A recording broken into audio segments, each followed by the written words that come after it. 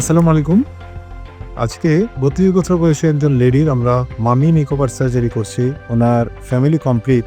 Basically ওনার অনেকগুলি concern আছে, যেমন হলো আর্ম, ব্রেস্ট, তারপরে হলো অ্যাবডোমেন, থাই, বাটক এবং হিপ। তো সবগুলি একসাথে করা যাচ্ছে না, এই জন্য আমরা ওনাকে 2টা স্লটে ভাগ করে দিয়েছি। তো আজকে আমরা tummy tuck, arm liposuction, breast lifting এবং ব্যাক লাইপোসাকশন করবো, এবং বাকি যে কনসার্নগুলি আছে অর্থাৎ হিপ, বাটক এবং থাই লাইপোসাকশনটা পরে একটা সেশনে করি। অনেকে আমার সাথে যখন কনসাল্ট করতে আসেন তখন বলে থাকেন যে আমার টোটাল বডিটাই আমার কনসার্ন, সব জায়গায় আমি একসাথে করতে চাই। তো একটা অ্যানেস্থেসিয়া দিয়ে একই সাথে সব জায়গায় সবার ক্ষেত্রে করা সম্ভব হয় না। কারণ হলো যে একটা লিমিট আছে বডি থেকে ফ্যাট বের করে, তো এই লিমিট ক্রস করে আমরা সাধারণত করি না। এই জন্য বেসিক্যালি ওনার ক্ষেত্রেও 2টা স্লটে আমরা ভাগ করে নিয়েছি। তো আপনি যখন আমাদের সাথে কনসাল্ট করবেন তখন আমরা বলে দিতে পারবো যে একসাথে কোন কোন প্রসিডিউর বলে আপনি করতে পারবেন।